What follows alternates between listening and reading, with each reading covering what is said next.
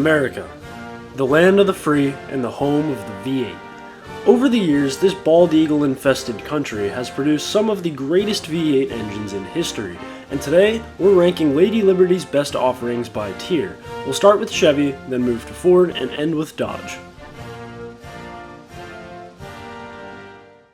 Starting with Chevy's LS1, that was pretty much the inception of the incredible LS engine line. This is the engine that debuted in the 1997 C5 Corvette with a displacement of 5.7 liters and made a pretty respectable 350 horsepower at the time. It's incredibly reliable but not the most powerful engine, so I'll give it a solid B tier.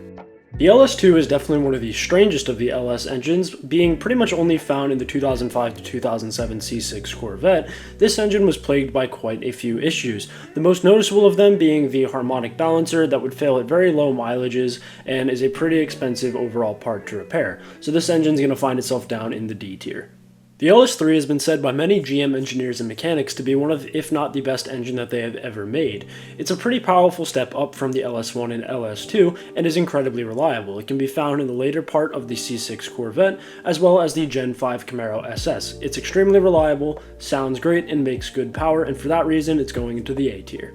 The LS6 is another one of the less common LS engines, being found in the C5 Z06 as well as a CTS-V.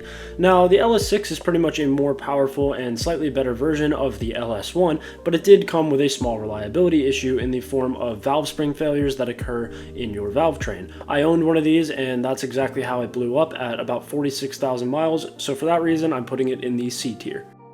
The LS7, I think all of us already know where this engine is going to go. It is a 7-liter V8, which is just incredibly awesome. It sounds better than pretty much any V8 that I have ever heard. They do have a small reliability issue in the form of a valve drop that can occur, but other than that, the LS7 is a very powerful engine. It is naturally aspirated so it doesn't lose the sound, and is really just a very enchanting engine to experience, and as a result, this legend is going in the S tier. The LS9 is a very unique engine in the fact that it is a supercharged 6.2 liter V8 and as a result makes gobs of power. Now, I had the chance to drive and review a C6 ZR1 recently, which is the only car that this engine comes in, so if you haven't checked that out, it's in the description. Please do so, you will not be disappointed. But other than that, I can say from experience, this is a great sounding engine. It pulls like an absolute freight train, and for that reason, it's going into the A tier. In 2014, Chevy revived the legendary LT engine series back from the dead with the new version of the LT1 that found itself under the hood of the C7 Corvette and later on in the Gen 6 Camaro SS. The LT1 produced 455 horsepower, which is pretty solid, and the big thing with it is that it was extremely reliable. It's been out for almost a decade now, and you don't really hear that many issues with them.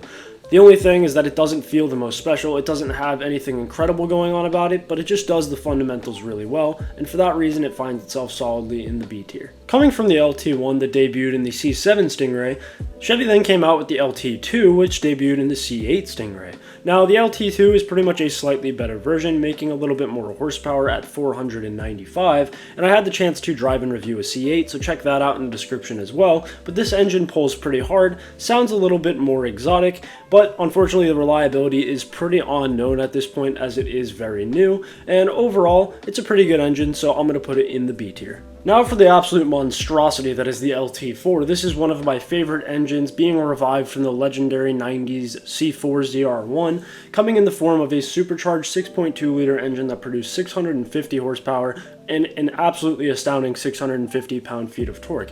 This engine is most commonly found in the C7 Z06, the Camaro ZL1, and the Cadillac CTS-V of the later generations. It's overall a very good engine, one of the most reliable supercharged engines that Chevy has ever produced, and it makes a very loud supercharged whine that is almost rivaling something like a Hellcat. And as a result, this great engine is going to go in the A tier. The LT5 was then found exclusively in the C7 ZR1 Corvette and made an astonishing 755 horsepower, of which that car was pretty much incapable of putting to the ground. That's besides the point though, because the LT5 was a very, very special engine. 715 pound-feet of torque give you that absolute gut punch to the stomach and leave you wanting to just put your foot to the floor again and again and again. With the supercharger whine that you're also hearing from under the hood that is very apparent from the cabin, the LT5 is a very special engine and is also going to be finding itself in the A tier. The LT6 is the brand new engine that comes in the C8 Z06 and is going to Fine, do my talking for me then. That's going straight to the S tier. Okay, Ford fans, you guys have waited your turn, and now we're going to get started with the 2005 Mustang GT 3-valve 4.6-liter V8 engine. Now, this is an engine that is pretty reliable, definitely can take a little bit more power modification, but from the factory, it didn't come with a whole lot of power. 300 horsepower out of a V8 is pretty low, and as a result, I'm going to be putting it into the D tier. Towards the end of the Generation 5 of the Mustang GT, the 5.0 made a return from the Generation 3 of the Mustang in the form of the Generation 1 Coyote. Made a respectable 420 horsepower, did have a few small issues here and there, but the best thing about it is definitely the sound, which is very unique, and as a result, it's going to find itself in the B tier. Getting on to the second generation of the Coyote, not a whole lot changed. It did get a good little horsepower and torque bump and still retained its pretty unique sound. So as a result, this one is also just going to be going into the B tier. The third generation of the Coyote is really where the big changes started to kick in. Ford bumped the horsepower and torque to 460 and 420 respectively, which is a very good bump, and actually, most importantly, put it ahead of the Camaro of the same year at the time. Additionally, Ford changed the internals a little bit to add extra strength when at especially higher RPMs, and this allowed you to throw turbos or a supercharger on the engine and have increased reliability in doing so. Overall, these small few changes that really gave it a bit of a overall performance boost is going to have me putting it in the A tier. Now starting to get a little bit more into the Shelby side of things, the 330 modular V8 is most commonly known in the 2007 Mustang Shelby GT500 and is a supercharged 5.4-liter engine that crossed over the 500 horsepower mark. There is a slightly higher tuned version of it that can be found in the 2005-2006 Ford GT, and all around it is a pretty interesting engine, but definitely nothing absolutely crazy like we will be seeing later on from Shelby, and as a result I'm going to be putting it in the B tier.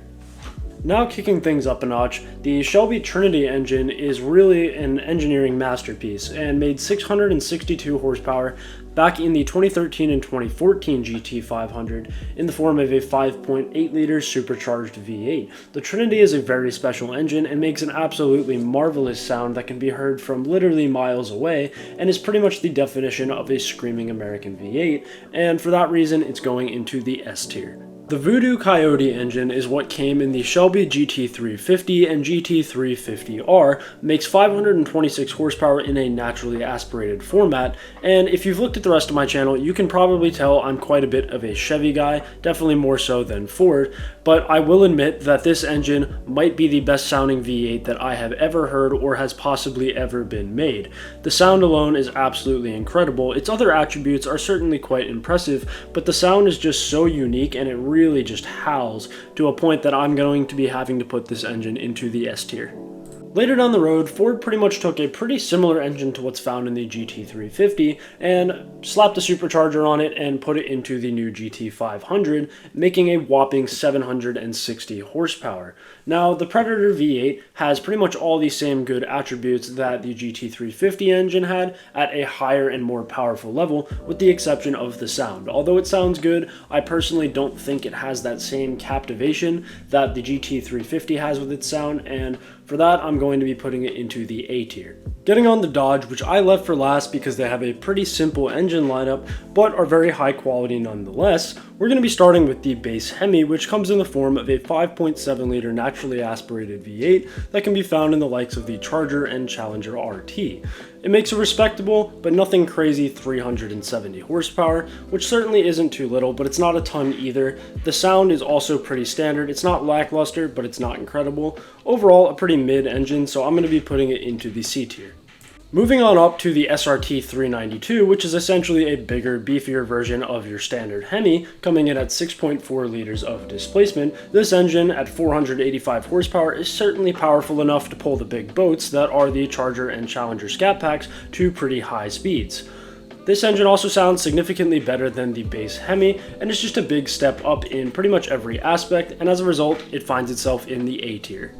Getting on to our final engine on the tier list today is the high output Hemi, much more commonly known as the Hellcat engine. This 6.2 liter supercharged V8 produces 717 horsepower and 656 pound-feet of torque and could pretty much pull a tank out of the mud.